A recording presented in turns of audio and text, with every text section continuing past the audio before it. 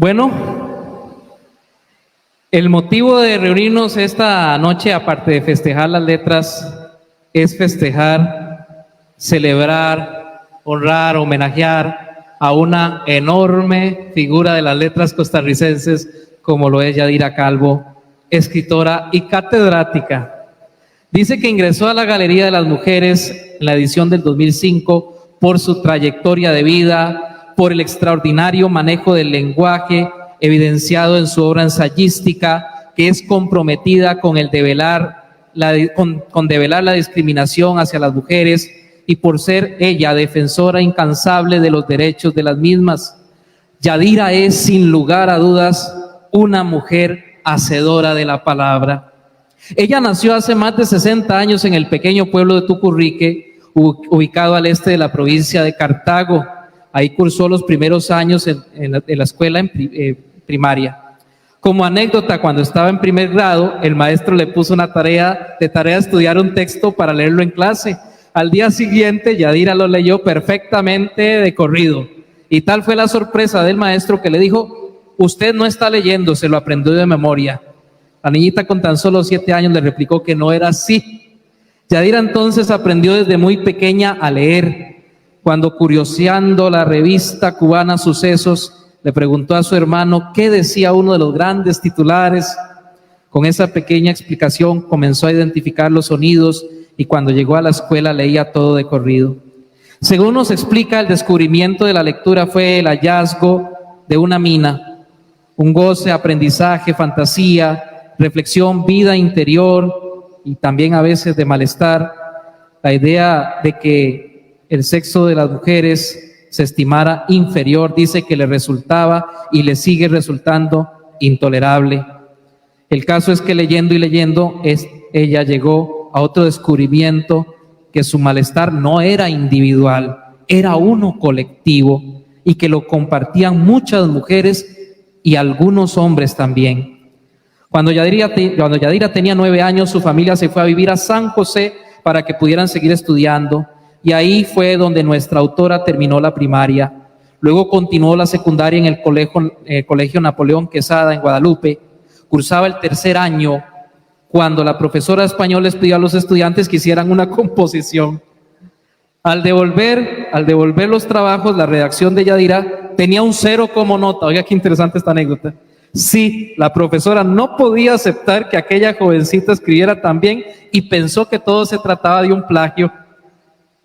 La joven entonces elevó el asunto a la dirección del colegio, que en ese entonces estaba en manos de don Napoleón Quesada, sabio director que compró inmediatamente las dotes de escritora que poseía doña Yadira y con quien llegó a entablar una gran amistad a partir de ese incidente. Al terminar su bachillerato, estudió educación en la Escuela Normal de Heredia y más tarde filología en la Universidad de Costa Rica. Por más de 3 décadas ejerció la docencia, primero en secundaria y luego en varias universidades del país. Su primer libro acerca de la desventajosa condición de la mujer en la sociedad patriarcal fue Mujer, víctima y cómplice. Todo un boom, por cierto, un texto infaltable en cualquier escritor costarricense, en la biblioteca de cualquier escritor costarricense, el cual se publicó en 1982 bajo el sello de la editorial Costa Rica. Desde entonces no ha dejado de escribir porque la palabra es poderosa y con ella se puede cambiar la vida de hombres y mujeres. Habiendo tantos géneros literarios, nuestra siempre admirada Yadira Calvo escogió el ensayo, pues este le permitía debatir, refutar, plantear nuevas ideas, sí, ideas que desestabilizan el confort social y que promueven una Costa Rica mejor, una sociedad mejor. Sus libros y artículos no pasan inadvertidos para nadie, pues tienen esa cualidad de crear polémica, estar muy bien fundamentados y extraordinariamente escritos. Ya deseara cualquiera tener ese don de la palabra. Yadira investiga mucho cuando escribe un libro. Basta leer textos como La mujer, víctima y cómplice, Literatura, mujer y sexismo, Las líneas torcidas del derecho, De diosas a dragones, A la mujer por la palabra, La canción olvidada, o recientemente un libro que salió el lunes con la editorial Uruk y que ya hoy me regalaron, que pronto vamos a estar diciendo, bueno, no recuerdo bien, pero creo algo de Puchos, hoy no recuerdo bien el título, pues es un título bastante significativo, bastante colorido, Puchitos, pero no me recuerdo cómo era, algo de, anda por ahí, le ando cerca. Bueno, pues ya eso lo podemos buscar. También artículos que despiertan el interés en las personas. Por ejemplo, uno que hace poquito andaba rondando por ahí que decía cuando 2 más 2 son 5. Excelente artículo de opinión. Este servidor lo disfrutó en toda su amplitud, la verdad.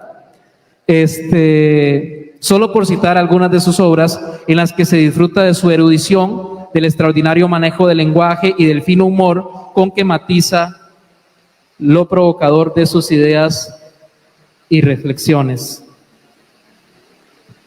La autora es bajita de estatura, delgada, de sonrisa pronta, pero de gran calidez, pero sobre todo posee una amplia, profunda y aguda inteligencia. Yadira es de consulta obligatoria para cualquiera que trate la temática de la mujer, ya sea en una tesis de grado o de posgrado, o en un libro, o en un artículo o proyecto. Sigue siendo, sin lugar a dudas, una profesora epistemológicamente consolidada y humanamente comprometida. Ha escrito gran cantidad de artículos para revistas y periódicos dentro y fuera del país, y su trabajo ha sido galardonado en múltiples oportunidades. También ha producido programas de radio, ejercido como corresponsal para diferentes empresas, colaborado con el Servicio de Noticias de la Mujer. Yadira Calvo conmocionó al país con su primer libro y desde ahí en adelante no ha dejado sus luchas en pro de los derechos de la mujer. Hoy, la sociedad costarricense le debe muchas de las conquistas obtenidas en este campo. Premios y distinciones: distinción de la Asociación Mas Jiménez y de la Municipalidad de Goicoechea en 1984. Premio Una Palabra en la rama de ensayo por la obra A la Mujer por la Palabra. Premio Nacional Aquileo Echeverría en 1990 en la rama de ensayo. Premio a la Superación otorgado por el Presidente de la República en 1991. Premio Nacional Aquileo Echeverría de ensayo en 1991. Como si fuese tan fácil obtener un premio Aquileo. Bueno, wow. Premio Nacional por la Igualdad y la Equidad de Género Ángela Acuña Brown en 1993. Mujer Ejemplo de Trabajo, otorgado por APROMUJER en 1997. Premio Nacional Aquileo Echeverría, otra vez en la rama de ensayo, para el 2004. Incluida en la Galería de las Mujeres del Instituto Nacional de Mujeres para el 2005. Premio Nacional de la Cultura Magón, 2012. Doctora Honoris Causa, otorgado por la Universidad Nacional de Costa Rica, 2021. A continuación, escucharemos un ensayo proveniente de esta afamada escritora. El cuerpo en el mercado de valores, del libro La mujer víctima y cómplice, de nuestra escritora costarricense Yadira Calvo. En nuestra sociedad hay una fuerte tendencia a valorar a las mujeres por aspectos puramente anatómicos. Esto alcanza sus cotas máximas en los actuales concursos de belleza, en los que la carne femenina es medida y pesada como en las subastas de animales. Tal valoración aparece de una u otra manera en muchos otros casos e incide para ellas hasta en la oportunidad de empleo, con frecuencia condicionada no tanto o no solo por el talento o por las dotes personales, sino por todo lo que aparezca calibrable a primera vista. Lo más grave de esto es que, como las mujeres han visto en qué estriba su importancia para la otra parte de la humanidad, se han dedicado por los siglos de los siglos a cultivar su exterior en detrimento de su personalidad moral. De ahí que abundemos en campañas publicitarias de productos para la belleza femenina. La radio y la televisión nos inundan de esencias, delineadores, depiladores, reductores, tintes, carmines y otras vaciedades sin fin, no por antiguas, menos actuales. La literatura está llena de expresiones que fortalecen la idea de que, con ser bellas, estamos sobradas. Sé bonita y cállate, dijo Baudelaire. Y la frase fue tan afortunada que se consagró. La industria cosmética, los diseñadores de modas y la publicidad han hecho su parte. Cuando Gulliver llega a la Put en la tercera parte de Los viajes, según el relato satírico de Swift, es testigo de un debate entre los sabios profesores que discuten la manera más eficaz de recaudar impuestos. Entre las variadas propuestas que se hacen, todas ellas muy ingeniosas, aparece la interesante sugerencia de que los varones tributen por los favores recibidos de mujeres y por su talento, valor y cortesía, fundado ello en la palabra que diese cada uno respecto a la cantidad que poseyera de sus bienes, y que las mujeres lo hagan de acuerdo con su belleza y elegancia, con el mismo privilegio de que gozan los hombres para dejar el asunto a su propio juicio. Aunque la sátira de Swift lanza el filazo hacia la inmodestia y vanidad humanas, se funda en un sistema de valores en el cual se hace patente lo que venimos comentando. Hay entre los varones de la Put 4 valores muy apreciados por lo que se ve, y entre ellos 2 de carácter moral, pero en las mujeres solo aparecen como estimables la belleza y la elegancia. Y lo peor de esto es que la Put puede ser una fantasía, pero no lo son las personas que pueblan el mundo de Swift y sobre los que él asesta su crítica mordaz. Así, cuando trata de hacer ver la gran afición matemática de las laputienses, dice que si quieren, por ejemplo, alabar la belleza de una mujer o de cualquier otro animal, la describen mediante términos geométricos.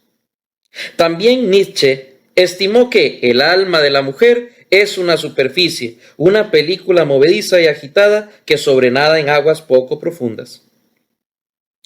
En la antigua Esparta, a raíz de un fenómeno conocido como amor dórico, amor de lo mismo por lo mismo, o amor homosexual, pederastía, la admiración física se centraba más bien en el cuerpo del adolescente. Se ha hecho notar incluso que aun cuando en la Grecia clásica se representaban figuras femeninas, se les imprimían los rasgos específicos del efebo. La finalidad primordial del amor dórico era la educación del joven por su amante adulto en la arete guerrera.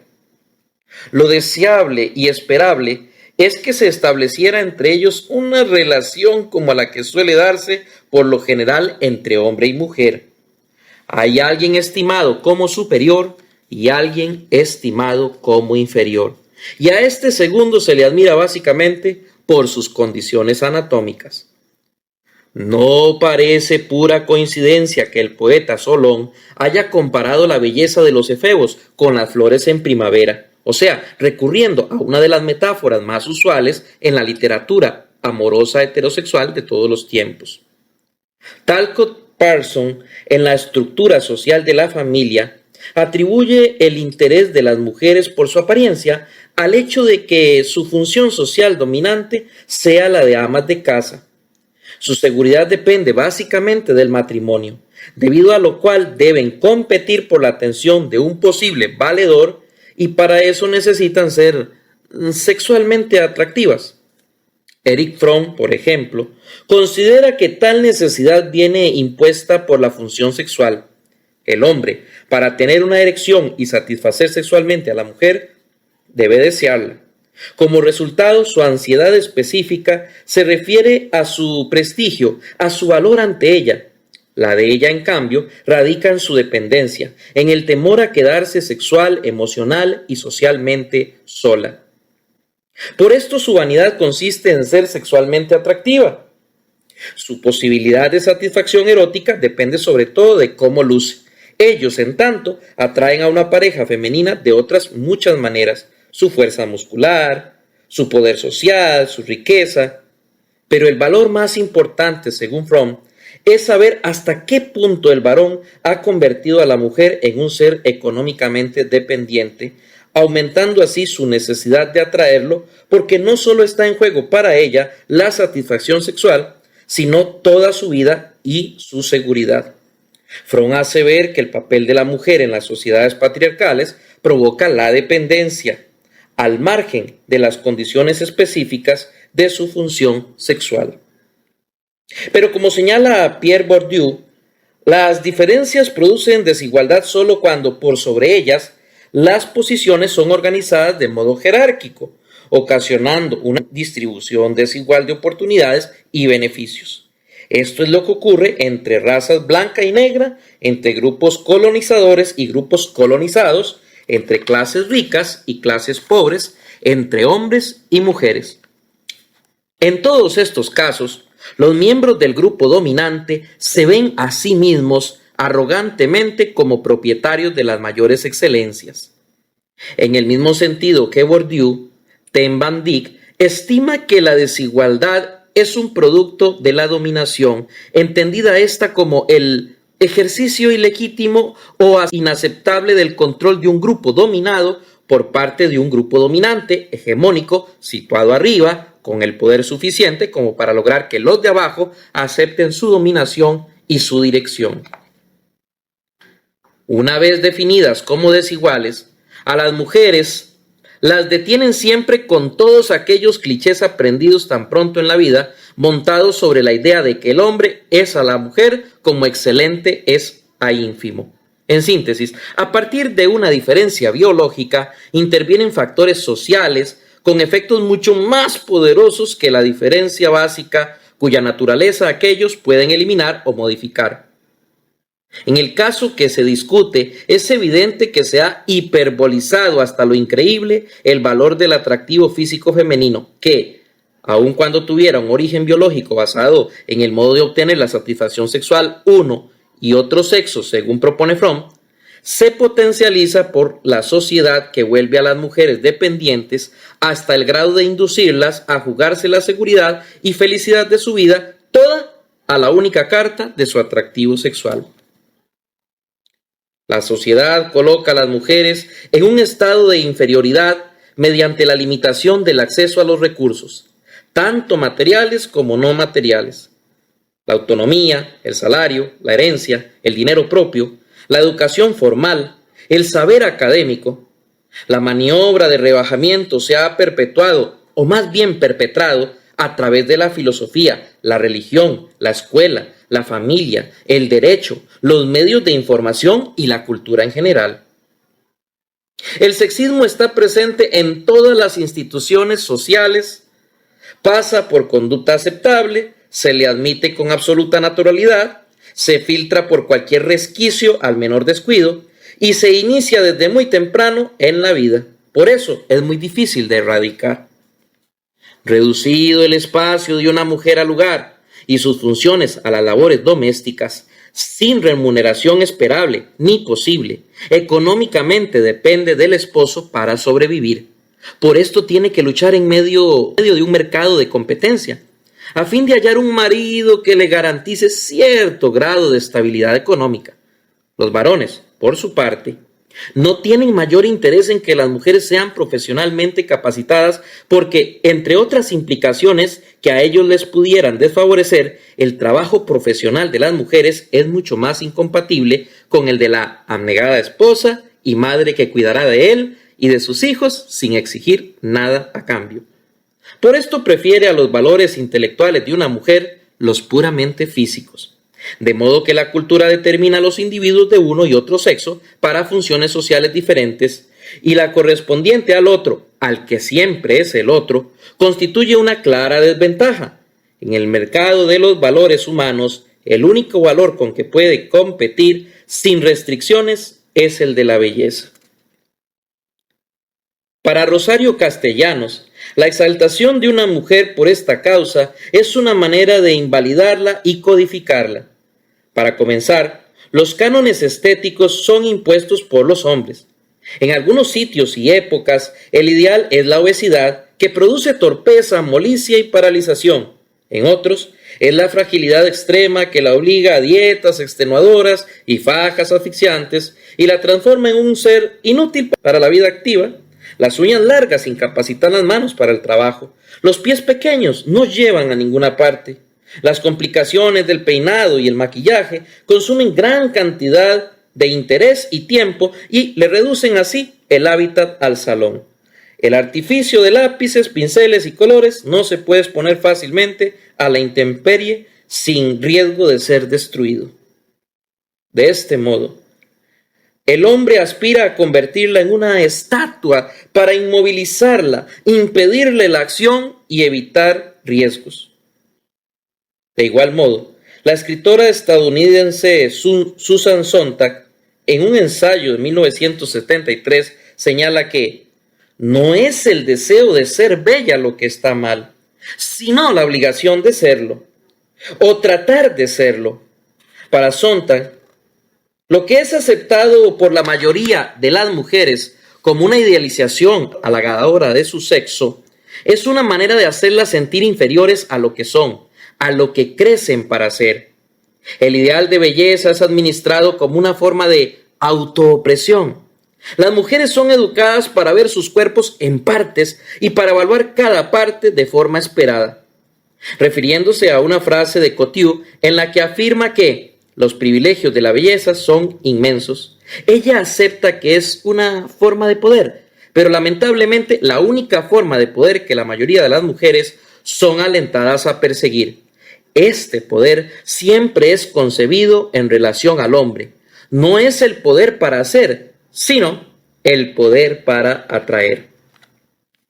La historia pone de manifiesto las tremendas dimensiones de este fenómeno porque permite ver a qué clase de expedientes han tenido que recurrir las que han aspirado a desempeñar cargos de rango y autoridad. Tal vez el ejemplo más célebre y notorio sea el de Cleopatra, por la especial conjunción histórica en que se presentó. Son bien conocidos sus amores con César y con Marco Antonio, en el intento de mantenerse en el trono de Egipto, entonces provincia romana, y su intento final y fallido de seducir también a Octavio a fin de sobrevivir. Cleopatra había entendido que su triunfo político y hasta su vida dependían enteramente de su seducción personal como mujer, y todo deja vislumbrar que el descubrimiento funcionó muy bien mientras que le duró la juventud. También Teodora, la esposa de Justiniano, el emperador romano de Oriente, debió a la belleza de su figura el reconocimiento de su agudísima inteligencia. El ser bella la llevó a ocupar una posición social que le permitió ejercer una autoridad para la cual nadie ha puesto jamás en duda su capacidad. Incluso se reconoce su influencia directa en la más grande obra jurídica de su época, el Codex Injustinius. Y ya en siglos más recientes, a partir del XVI, las favoritas empezaron a ocupar una situación de primer plano en las cortes de Europa. Lo conseguían mientras fueran bellas o sexualmente atractivas. Así, Diana de Poitiers, Juana de Pompadour, Francisca de Montespan, Juana de Barry, nombraban y deponían ministros en tanto siguieran siendo apetecibles en el lecho de su señor. El cargo de favorita llegó a ser de una importancia tal que algunas mujeres, como Juana Antonieta de Etíoges, hicieron profesión de su belleza. Ella, para conseguirlo, se sometió a las variadas disciplinas que el cargo exigía. Aprendió a montar, tocar, cantar, dibujar, grabar. Se entrenó en las reglas de la distinción y la seducción y después empezó a hacerse ver y notar del rey, a frecuentar la capilla real y los espectáculos de la corte, hasta que el soberano acertó entonces fijarse en aquella maravilla que personificaba, según sus biógrafos, el último grado de la elegancia y el primero de la nobleza, y la señora de Etíoges se convertía de la noche a la mañana en marquesa de Pompadour. Como se ve, la empresa no era fácil, pero el esfuerzo valía la pena si se aprecia el alto rango y la elevada dignidad del oficio. Virginia Woolf, en su novela Orlando, con su característica mordacidad, nos narra cómo su personaje entró con gran temor a un salón que tenía fama de ser la antecámara del santuario del genio.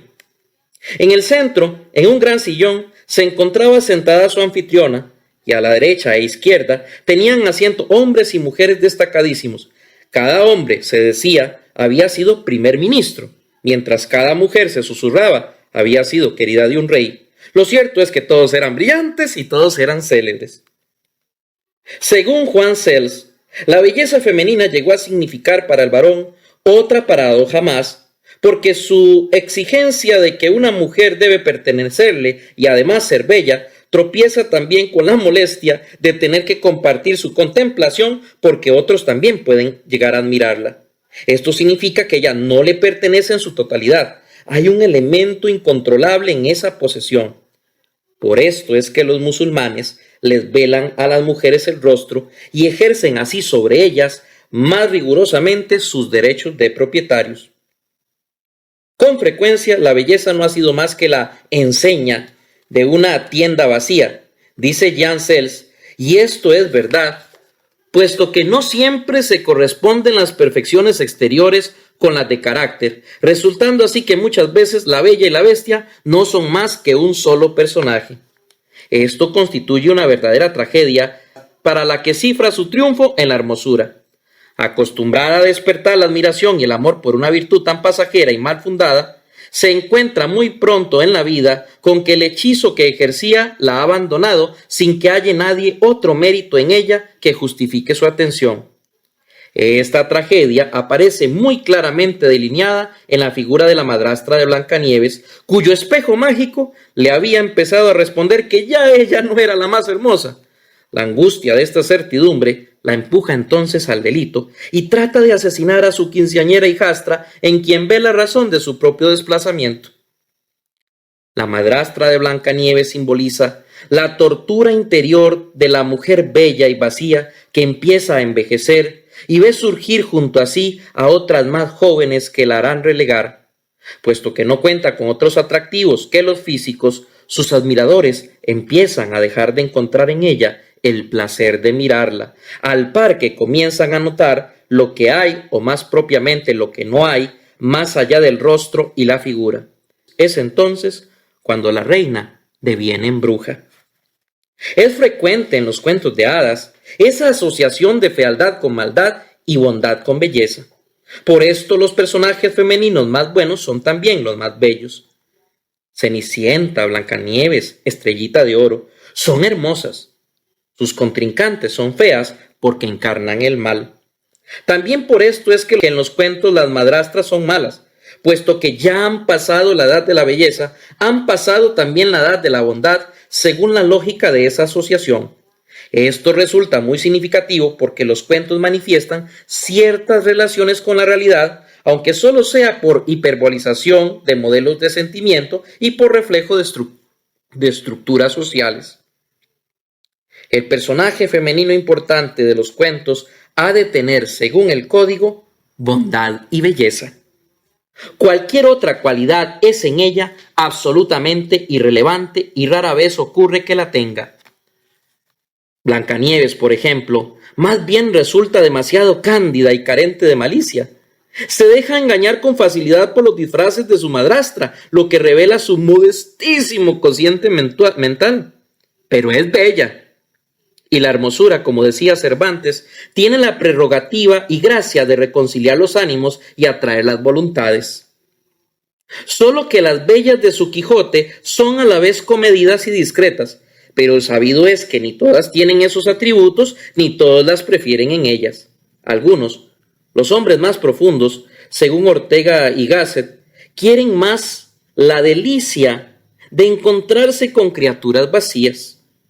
Así explica el filósofo español el amor del almirante Nelson, uno de los marinos más célebres de la historia, por Emma Hamilton, la mujer más bella del Reino Unido, que, de criadita humilde, de hija de cocinera, se le elevó al rango de belleza oficial del reino y se convirtió en la embajadora de Inglaterra sin nada más que su belleza, porque, bien que carecía de talento, educación, gusto y buen sentido.